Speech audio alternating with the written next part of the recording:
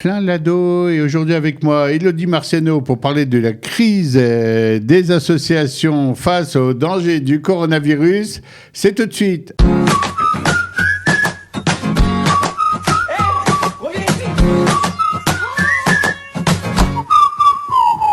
Bonjour à tous et bonjour à mon invité Élodie Marciano de l'association Choisir l'école juive. Élodie, bonjour. Bonjour Bernard. Ça va ?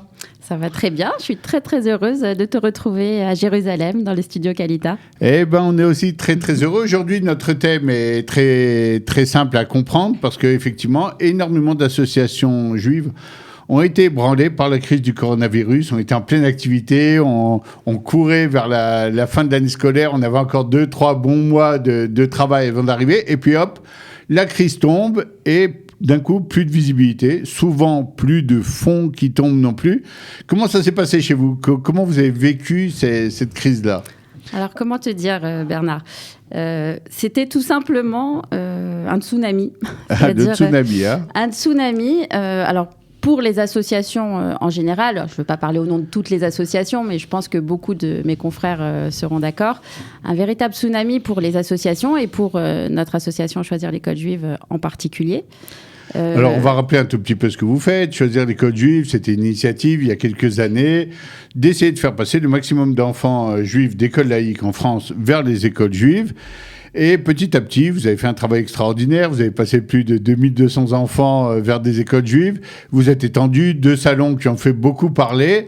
On est en pleine activité. On aborde la prochaine année scolaire avec un grand sourire en se disant « Allez, on va y aller ». Et puis hop, là, ça tombe. Alors, quelles sont les incidences ? Quelles sont les conséquences de ce tsunami, comme tu dis ? Alors, on va dire qu'on a des incidences qui sont à la fois financières, bien sûr, en tout premier lieu, financières et puis psychologiques. Alors, je vais m'expliquer, bien sûr. Tout à fait. Financièrement, qu'est-ce qui s'est passé ? Enfin, il faut savoir, en préambule, que la majorité aujourd'hui des associations en France ne tient que grâce à la générosité des donateurs. Okay. Alors, certaines associations ont eu un tout petit peu de chance, c'est-à-dire qu'elles ont réussi à faire leur gala annuel in extremis juste avant le confinement. Et donc, on réussit à ramasser un peu d'argent qui leur permet de tenir le coup. Exactement, un matelas de sécurité pour tenir. Mais la majorité des associations, dont la nôtre, n'ont malheureusement pas eu cette chance. Alors ça, c'est au niveau du gala. Et puis, il y a des associations, un peu comme la vôtre, qui étaient aussi soutenues par des associations et des corps extérieurs un peu. Puis d'un coup, tombe cette crise qui touche tous les pays du monde et touche aussi la communauté américaine où vous aviez des soutiens là-bas, etc. Absolument. En fait, en ce qui nous concerne, on n'a jamais sollicité les donateurs particuliers. On avait la chance d'avoir derrière nous un pôle de juifs américains philanthropes de New York qui nous a beaucoup aidés et soutenus depuis des années. Et New York a été particulièrement touché par... Exactement. Et là, c'était du jour au lendemain l'arrêt total de la contribution financière de nos donateurs américains. Alors, comment ça se passe quand on reçoit un téléphone comme ça qui nous dit c'est fini c'est l'effet d'une douche froide comme ça. C'est une douche froide. C'est se dire concrètement comment on va suivre. C'est-à-dire que là, clairement, c'était et c'est toujours la pérennité de l'association qui est en jeu. On se dit qu'on a fait beaucoup jusqu'à présent et qu'on aimerait juste continuer à faire ce qu'on sait faire et continuer à mettre des enfants à l'école juive. Mais concrètement, ne plus avoir de financement, de budget, ça veut dire faire des coupes très sévères. Et je pense que tous mes amis des différentes associations me rejoindront sur ce point. Ça veut dire qu'il a fallu mettre une équipe au chômage partiel. C'est quand même un crève-cœur. Hein, c'est d'autant plus un crève-cœur que quand on a une association qui est sur la pente ascendante et devoir faire des coupes et mettre des gens au chômage technique, c'est antinomique un peu. Ça correspond pas à nos rêves, nos ambitions, nos projets pour l'année prochaine. Absolument. Il a fallu arrêter toute la partie communication. Alors, dit comme ça, on se dit, après tout, la communication, c'est pas non plus dramatique si on arrête la com. C'était un des nerfs de la guerre, parce que si on ne communique pas, les gens ne sont plus au courant, ne savent pas. La réussite de l'association tenait vraiment à cette communication massive, pouvoir faire passer des messages et dire au grand public et aux parents surtout que l'école juive, c'était possible. Et si on arrête la communication, ça veut dire qu'on n'a plus les moyens de contacter tous ces parents et de leur dire qu'on peut les aider. Et puis, si on regarde tout l'ensemble de l'image, on s'aperçoit aussi qu'il y avait des partenaires qui étaient les écoles et qui, elles, sont perdus aussi, complètement.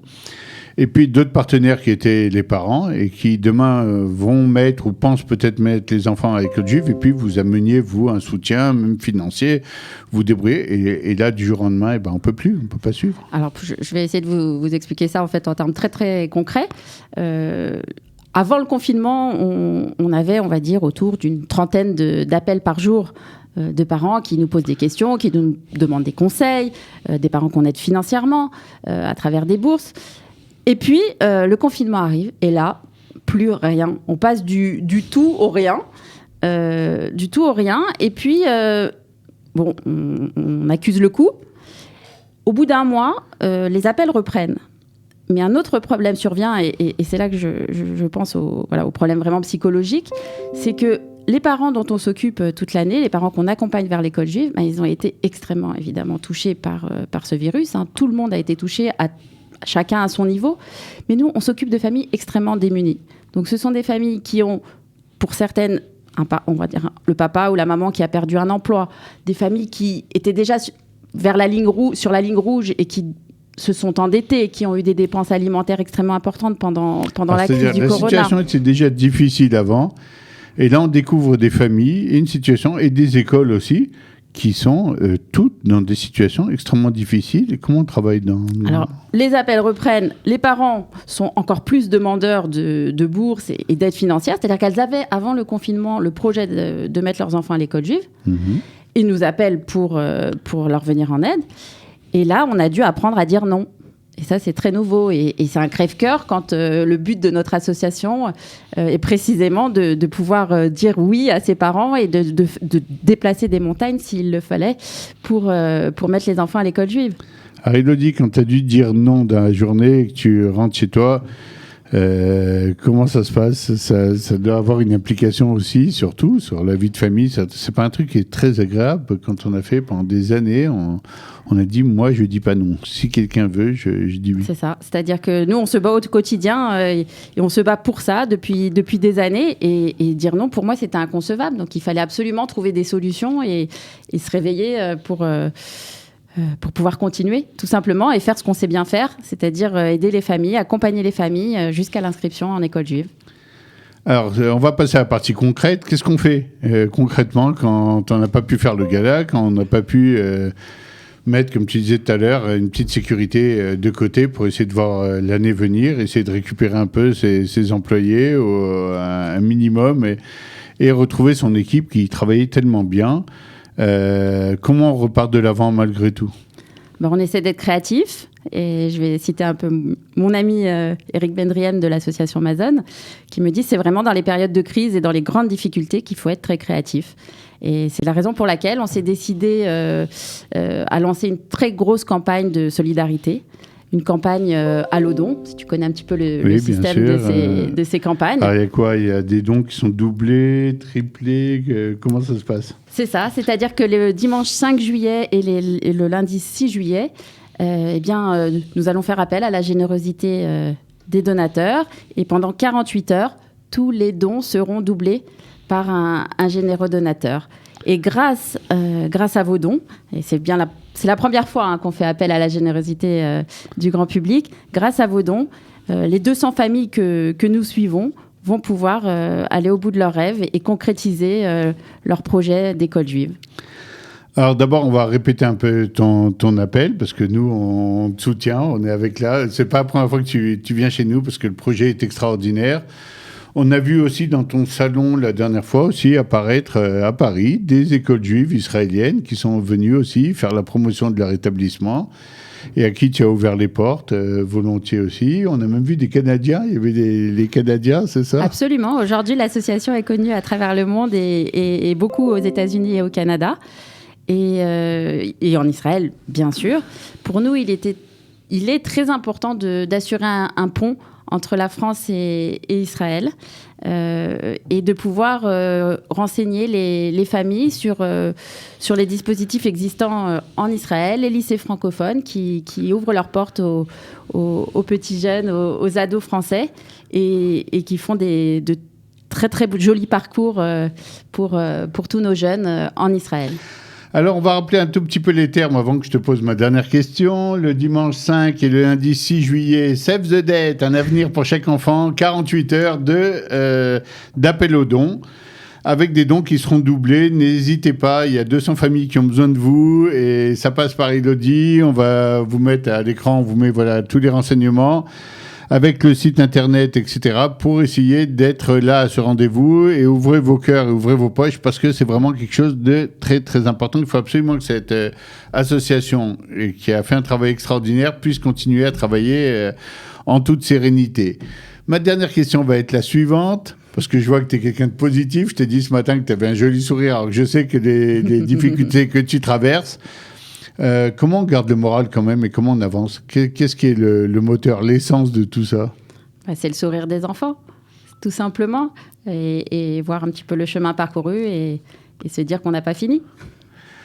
Ça te suffit pour te lever le matin et dire allez, j'y vais, on rentre dans le problème, c'est pas grave, on va le calmer, le tsunami, on va se mettre en opposition. Mais d'abord, je tiens à te féliciter. Je tiens à te féliciter les gens de ton équipe, Margot, que j'ai eu l'occasion de connaître, et tous les autres. Et d'abord, je vais vous souhaiter de revenir exactement à l'endroit où vous étiez pour pouvoir progresser encore plus haut. Il n'y a aucune raison que cette association fantastique ait des problèmes. Le deuxième truc, je vais te féliciter à toi personnellement pour réussir justement à garder cette bonne humeur et cette pêche, alors que je sais que c'est des baffes très difficiles quand même quand un gros donateur te dit j'arrête du jour au lendemain. Il faut continuer. Et voilà, souhaiter que vous, d'abord, participiez à cette campagne, mais aussi que vous soyez comme Elodie, vous leviez un beau matin, preniez un projet et vous dites, allez, on va jusqu'au bout et rien ne m'arrêtera. Et je pense que quand on est déterminé, de cette façon, rien ne nous arrête. Alors Elodie, on va te dire au revoir. À très bientôt. On va te dire Be'atzlacha pour cette campagne du 5 et du 6 juillet.